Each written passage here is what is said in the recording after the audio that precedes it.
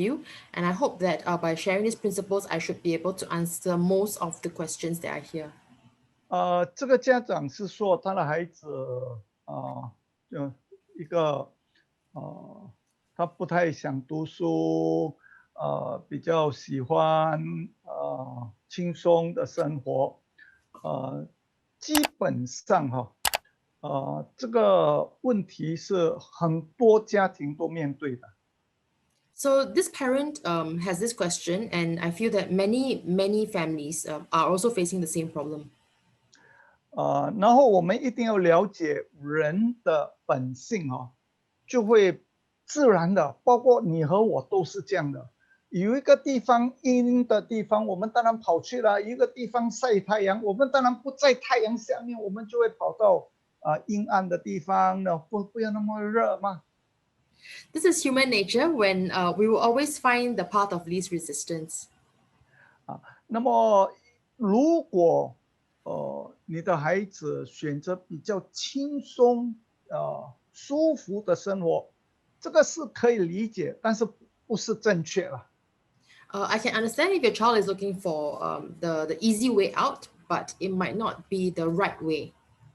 那么昨天如果你有看新加坡新闻的话呢，他们就采访我，问我说，新加坡在这个披萨这个调查卷里面，我们很多方面都做得很好，有一方面新加坡的中学生就面对很大的困难。So yesterday, if you watched the news, the newscasters the reporters have asked me some questions regarding the children in Singapore today. What are the biggest problems that they're facing? 那么他们调查的时候，全世界我们的孩子中学生，哇，很多都是世界第一名的，但是我们的中学生呢，就有一个地方呢是没有自信心、没有能力的。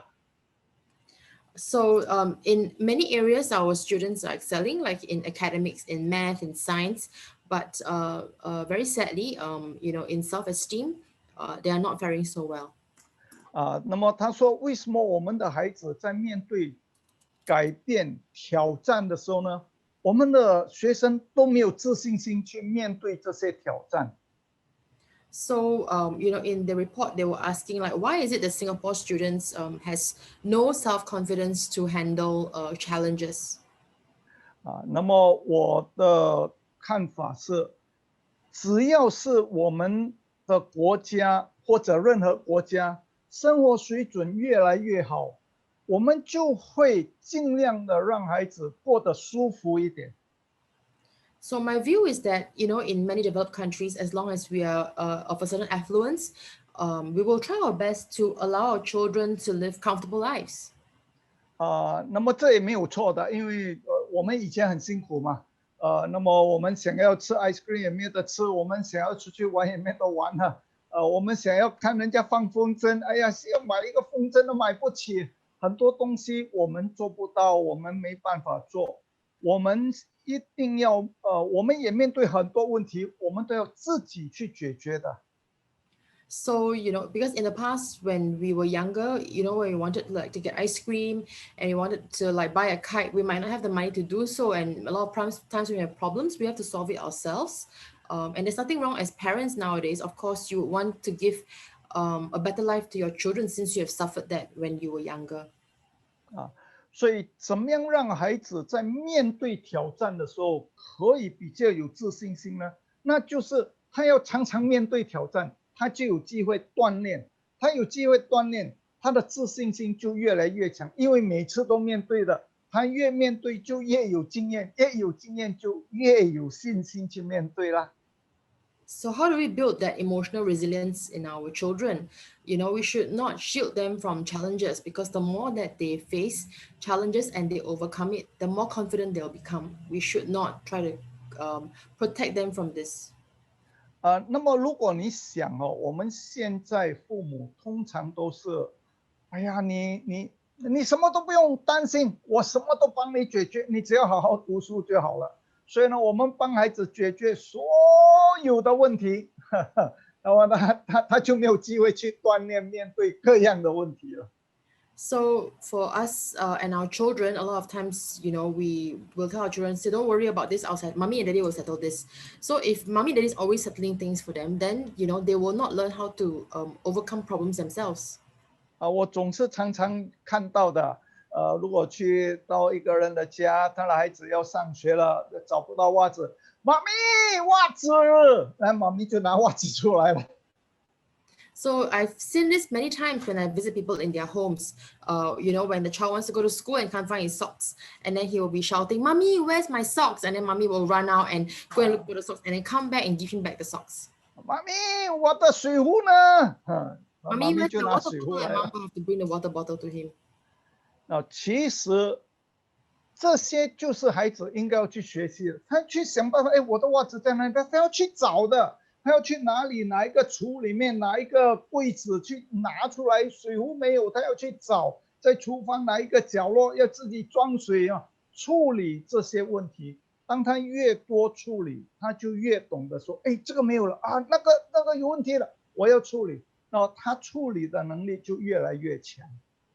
When you allow your child to be more independent, to find his own socks and to look for his own water bottles, that's when we are helping them to build up this ability to handle problems.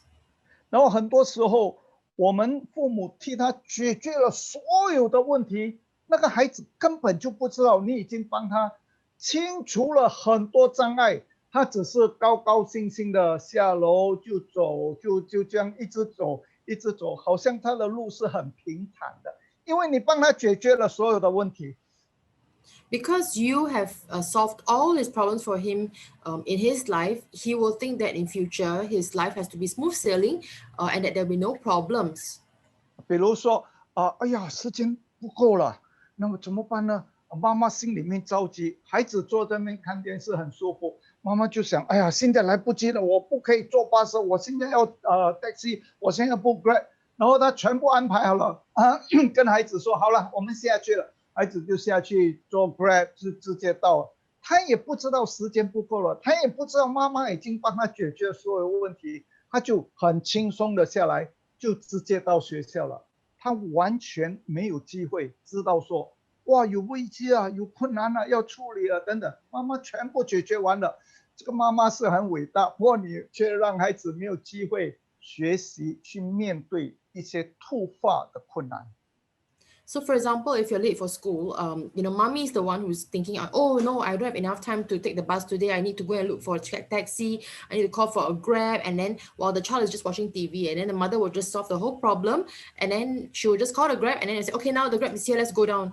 So the child will just go down and get into the grab car and arrive in school, and then he will have no idea what had actually gone on before that, and he will just think that, oh, life is just smooth sailing. There's no problems.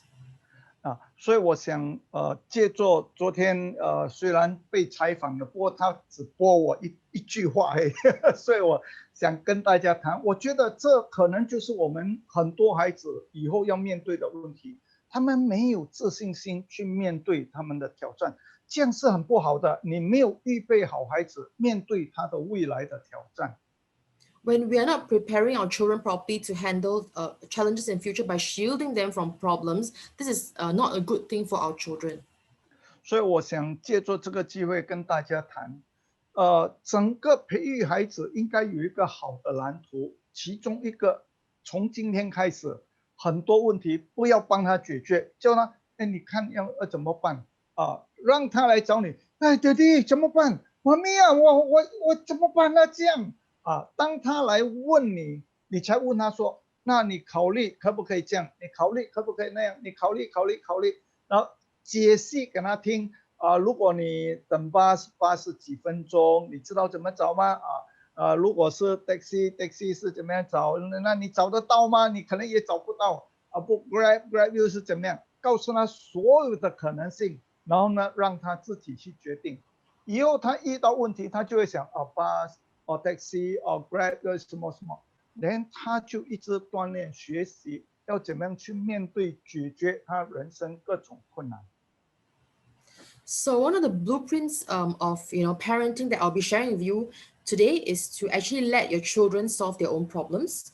What we can do is to guide them how to make good decisions, give them options, show them the consequences, but let them make their own decisions. This is part of the training and learning that we need to do for our children.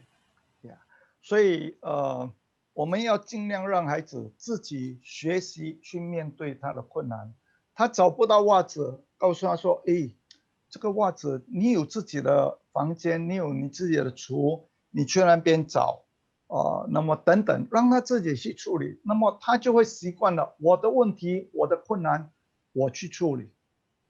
So, for example, when the child is telling you that, no, I can't find my socks, then you say, oh, but your socks should be in the cupboard. Go and look for the socks yourself. This is your problem. You need to look for solutions. So, go now and look for it.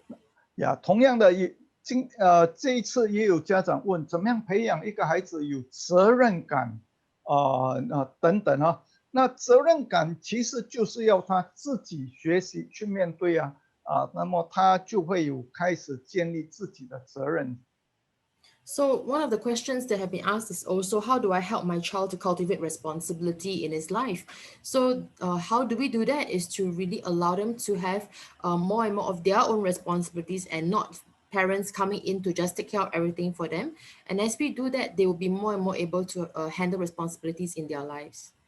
所以我要坦白的说，比较贫穷的家庭，他的孩子很认真读书；比较富有的家庭，或者不一定很富有了，你只要中等呢，有比较好一点的家庭呢，很多孩子是不太喜欢读书的。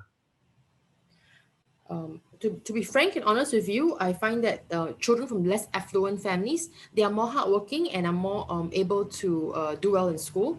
And I'm finding that the more affluent families, even from the middle class families, their children do not like to study. 因为就好像我一开始就说的，如果他的生活每一样都很好，我天天可以打 golf，我天天吃好的，我走路都不用走，我有车，我生活很舒服啊。我的生活里面只有一样东西很辛苦啊。我如果那个东西很辛苦，我会尽量避开它，就好像那边很晒，我不要去，我去阴凉的地方。那你会发现，这个孩子的生活当中呢，只有一样东西是他不太舒服的，就是读书。所以呢，他会避开读书了。但是贫穷的孩子呢，贫穷的家庭呢，他很多东西都是不舒服了。但是呢，读书很舒服了，坐在那边，哎呀，不用出汗，不用挑水，不用什么，哇，看书他就舒服的多了。然后呢，他也懂得，今天我们这样是因为，我们可能没有更好的教育，只要我有更好的教育，我就可以改变我的人生，变成这一些孩子比较懂得自爱，珍惜我要读书来改变我的命运，那他们就会认真一点。So I've noticed that many children from the more affluent families, they live a very comfortable life. They eat well, they're driven to school, and the only thing that is difficult in their lives is the academics. And that is why they will always avoid studying because that's the only thing that's difficult in their lives. And from those children who are from less affluent families, I find that they have many things in their life that do not come easily. So when this happens, they actually value things better and they have greater self-love. That's what I have observed. 所以我觉得比较比较好的家庭呢，你尽量让孩子活得像乞丐一样。我猜你的孩子会懂得怎么样争取好好读书了。From the families who are more affluent, I would want to encourage you to, live like beggars and not so that your children will learn how to value things in life. 他就会发现说，这些享受是我爸爸的，是他的本事赚到的，我不一定有这个本事可以赚到这样的钱，有过这样的生活。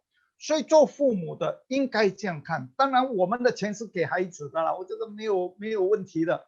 只是我们必须要让他知道说，如果他没有办法成为一个可以同样得到这样的收入的孩子，他的生活不是这样的。他应该没有钱坐 taxi 的，那么他应该坐 bus 的，那么辛苦了要跟人家挤 bus 啊，挤 MRT 了，不是那么舒服的。那么人家回到家里就可以去打 golf 了。那么你呢，穷的话呢，你大概就要回去还要挑水洗衣煮饭了。然后呢，他就会懂得说，其实我要努力，然后呢，我才能够过像我爸爸这样的生活。所以有一些家长问，怎么样motivate 呢？怎么样让他可以有兴趣来读书呢？很多方法，其中一个就是让他苦了，他就知道说，最好不要这样搞了，我应该好好读书了。So as parents, it's important for us to not give them too comfortable a life, because it doesn't mean that if you can guarantee your level of income at this point of time, that your children can guarantee the same level of income when they go out to work. So even for now, if they have like they're driven everywhere and don't have to take bus and MRT and squeeze with other people, it doesn't mean that when they grow up, they will have the same level of standard of living, because they might not earn the same level of income as you do. So how do you motivate the children to study? I would advise to let them so-called suffer, by not giving them too many luxuries in life. 然后呢，当然他需要读书的桌子椅子，我们可以给他。除此以外，其他的生活的舒服的地方，可能要跟他拿掉。告诉他说，如果你是没有读书的，你是不可能有这样的生活的，就是这样的享受，这样的兴趣你可以打 golf 的，我都还没有打过 golf，要去学怎么打 golf。那这些是比较有钱的人才会有的嘛？那么你想他怎么可以有呢？他不应该有的。所以有一些东西是不应该让他享受，不过可以让他羡慕。哇，有一天我要赚到钱，我要打 golf 他就努力读书了，不然什么都有了，他 so what 他就没兴趣了，而且那么辛苦读书，我天天打 golf 好了。那孩子还小，他是不明白的，所以他就会离开读书了，他会倾向去打 golf 了。So for your children, I'm not saying to not even provide a study table or a chair for them, but I'm saying to take away all the small luxuries, like, even for myself, I've never played golf before. But if he sees that, oh, daddy's always going out to play golf, so I also don't have to study, I also want to go and play golf. But he doesn't understand that there is a price that has been paid before that.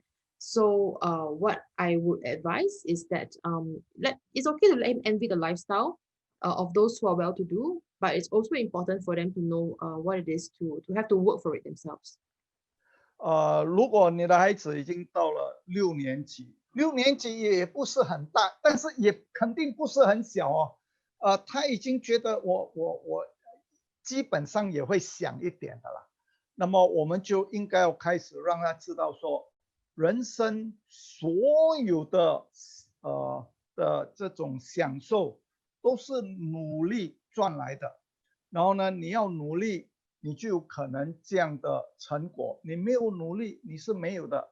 而现在整个社会有一个很好的制度，就是你读书，你就可能达到。以前是没有这样的，所以要开始让他知道读书的好处。So even for your child, if they're 12 years old in primary 6, right, it's good to already start to teach them and to understand these things. Like, for example, the luxuries of life are earned through hard work, and that without hard work, there's no way we can enjoy luxuries in life. So it's important to help them to understand this. 所以做父母的不要心痛，说，哎呀，让他活得那么辛苦。你现在不让他，你现在不要故意的让他活得很辛苦，那以后100%他一定活得很辛苦。你现在故意的让他活得比较辛苦，他醒悟了，他以后就不会活得那么辛苦了。So as parents, do not feel that I do not want my child to suffer or live an uncomfortable life at the moment. But I'm telling you, parents, if you let them suffer a little bit now, then in future they would live a very comfortable life. 另外就是你要让孩子知道，读书是需要这么多钱的。比如 So 说读到大学可能需要10万块钱。let children understand that there is a price to be paid for education, and that let's say for example, if I want to send my child to the university, it's at least $100,000. 那么其实很多孩子会明白一件事情，这个钱本来是父母要让我去读书了，本来是我的，只要我读书，父母就会给我，我就可以去读书，去大学去读书。父母应该告诉他，这10万块钱本来是要给你的，但是如果你没有去读书，你没有去，你也不需要，你不读，那这个10万块钱我会交给会想要读书的人，我会 sponsor， 我会赞助他们去读。本来是给你的，现在我可以给了别人，因为你不需要用了，我就送给别人了。那孩子会心痛的，我本来是我的，你怎么可以给别人呀？是吗？你要读书就给你了，你不要读书我就送给别人。这样呢，这样的孩子比较大了，他就会比较心痛了。哎，本来是我的了，现在要给了别人了，那是好像他觉得不公平了，他就会比较认真说：哎呀，我应该要珍惜这个钱不少的，本来就是不少的。So, it's good for you to even like tell your children, like, this is the amount of money that I set aside for you to go to the university. This money is yours. But if you decide that you don't want to study, then you don't need the money. So I will sponsor someone else with the money. And this is how your child can feel the pinch and will be more earnest in looking at his academic achievements. 然后我今天把这个题目讲了很多，不过我相信我有回答到其他家长问的一些问题，我也放在里面了。然后你也要让孩子对人生有一个梦想，有一个期望。如果一个人没有期望，没有梦想他真的无所事事，做什么我也不知道，人生闷得要死啊。我们以前呢很喜欢用的一句话，很闲呐。So we need to allow our children to also have something to look forward to. I remember that when a few years ago there was this phrase that the children were always saying like, "Oh, I'm so bored. I'm so bored." 为什么会闲呢？因为没有事情做嘛，没有事情做是很闲的。有事情做就肯定不会闲我要做这个，我要那个，我想要这个，我就努力他就忙得要死人生就有意义，有奋斗的目标。所以另外一方面就是要父母要开始帮助孩子建立他的人生梦想、人生的奋斗目标。So as parents, we also need to help our child to have something to look forward to have ambition in life. 所以其实我们有一堂讲过了，怎么样让孩子怀抱梦想。我觉得那是一个很重要的讲座有机会可能我们再讲，还是要请瑞君把这个东西放去 YouTube 给大家重新想怎么样让我的孩子有梦想，然后当他有梦想，他就会积极。我们现在最麻烦的就是很多孩子都没有梦想了，你问他做什么，不知道了，做什么我不管了，我就喜欢玩电脑了。So it's important for us to cultivate the dreams and the passions that are within our children, because once he has something to look forward to, he will have an inner motivation to do well and not just play the computer games the whole day. 所以今天大概我只能够回答这个家长的问题，对不起。那我们下周会继续讲，因为下周是讲华文的，然后我希望可以讲。等一下我们这一堂课讲完的时候，如果没有人问有关于学习的问题，我们再把这个问题下面那一题的这些我们全部拿出来讲，我希望可以回答完。另外就是我希望家长可以参加我们的这个家长的互助小组。那么你个别的问题，我们的组长可以帮助你。如果组长没办法回答你的问题，他会把问题提到我们的专家小组。所以我成立了一个专家小组，这个专家可以给你不同的困难、不同的帮助。So I hope to answer more of the questions later on if we have time. And then also I want to encourage you to join our small groups. In our small groups, we are also we have access to a panelist, a group of panelists who are experts in parenting. So whatever questions that you have, it can also be reflected to this group of experts who can actually help you better with your problems. Yeah. 那么因为差不多剩下几分钟了，所以我看我就要停在这里，我们要开始讲那个讲座。So it's almost time. We will start our seminar soon. Yeah, Junny, 交给你。So do you want me to unshare now? Yeah. Yeah. Okay, Dr. Ng, you may share now. Oh, okay.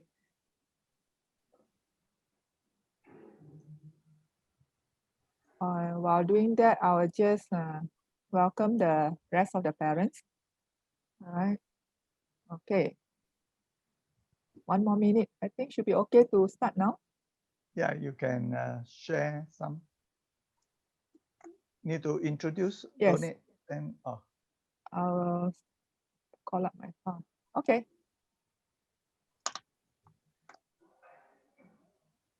Okay. Good afternoon and a warm welcome to everyone for taking time to join us for today's webinar on how to improve children's learning efficiency. My name is Junny and I'm based in PJ, Malaysia. For those who are attending our webinar for the first time, let me briefly introduce our speaker, Dr. Ng Menglek. Dr. Ng went to Vancouver, Canada for his education and obtained a doctorate in American educational psychology.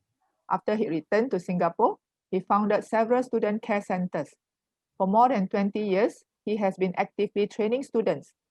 This includes helping to improve the learning ability of students with learning and intellectual challenges. Dr. Ng has often been interviewed in Singapore newspapers, televisions, and radio. He also goes overseas to share about education and parent-child related matters, helping many parents to deal with their children's learning issues, be it concerning schoolwork or psychological aspects. Without further ado, I shall hand the time over to Dr. Ng. All yours, Dr. Ng. Thank you. Yeah, I would like to share about this Mr. Go. Mr. Go is at this Ang Mo Kio constituency